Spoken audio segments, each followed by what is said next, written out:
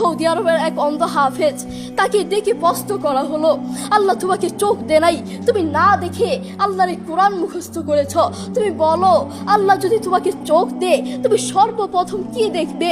অন্ধ হাফেজ বলল, আল্লাহ আমাকে চোখ দে নাই, আল্লাহ আমি চোখে দেখতে পারি না, আমাকে চোখে দেখার মতো সেই শক্তি আল্লাহ দে নাই। আমাকে যদি আল্লাহ চোখ ফিরিয়ে দে, আমি আল্লাহর কসম করে বলতে পারবো আমি আমার মাকে দেখবো না, আমার কলিজার টুকরো সন্তান আছে আমি সন্তানকে দেখবো না, আমার ভাই আছে, আমার বন্ধু আছে, আমার প্রিয় মানুষ আছে, আমি তাদেরকে দেখবো না। আমি দেখবো যেই কোরআন আমি না দেখে মুখস্থ করেছি সেই কোরআন দেখবো, সেই কোরআনের আয়াতগুলো কত সুন্দর তার দিকে তাকাবো। আল্লাহু আকবার। আমরা আমাদের কথা বলছি, আমাদের চোখ থাকতে আমাদের কোরআন পড়ার সময় হয় না। আপনি বলছেন আমি ব্যবসা করি, সময় পাই না, কোরআন কোত্থেকে পড়বো? ব্যবসা করি, কোরআন পড়ার সময় পাই না। আমি দোকান করি, দোকানে অনেক কাজ থাকে, বিশ্বাস করুন আমি অনেক ব্যস্ত মানুষ, এজন্য কোরআন পড়ার টাইম পাই না, কোরআন পড়ার সময় পাই না। প্রিয় ভাই, আমি আপনাকে বলতে চাই, আপনাকে সময় কে দিয়েছে?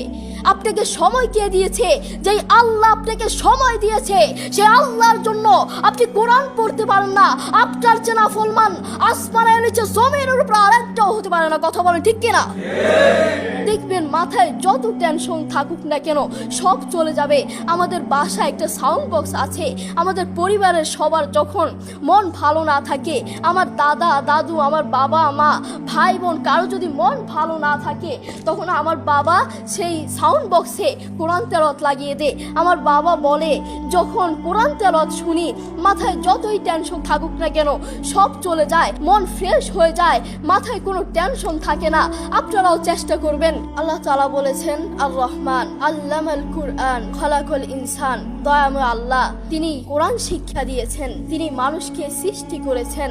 আপনি দেখুন বর্তমান পৃথিবীতে যিনি কোরআন নিয়ে প্রতিবাদ করেছেন, আল্লাহু আকবার, যিনি বর্তমান এই পৃথিবীর বুকে কোরআনের সৌন্দর্য তুলে ধরেছেন, কোরআন যে ভুল নয় তা প্রমাণ করেছেন, তিনি হচ্ছে ডাক্তার জাকির নায়েক হাফিজাহুল্লাহ। তিনি কোরআনের মর্যাদা তুলে ধরেছেন, কোরআন যে ভুল নয় তা প্রমাণ করে দিয়েছেন। এই পৃথিবীর বুকে আপনি দেখবেন পৃথিবীর বহু মানুষ চোখে দেখে না, পৃথিবীর বহু মানুষ কথা বলতে পারে না, পৃথিবীর বহু মানুষ হাঁটতে পারে না, পৃথিবীর বহু মানুষ কানে শুনে না, তবু আল্লাহু আকবার যারা অন্ধ দেখবেন তারা চোখে দেখে না কিন্তু শুনে শুনে এই কোরআন মুখস্থ করে, যারা কানে শুনে না তারাও এই কোরআন মুখস্থ করে, যারা কথা বলতে পারে না তারাও আল্লাহু আকবার দেখবেন এই কোরআন মুখস্থ করে। আমার বাবার একটি মাদ্রাসা আছে, নাম হচ্ছে আল হিদায়াত প্রতিবন্ধী মাদ্রাসা। সেখানে বিভিন্ন প্রতিবন্ধীরা পড়ে। তো সেখানে যিনি প্রধান শিক্ষক, সেখানে যিনি প্রধান টিচার,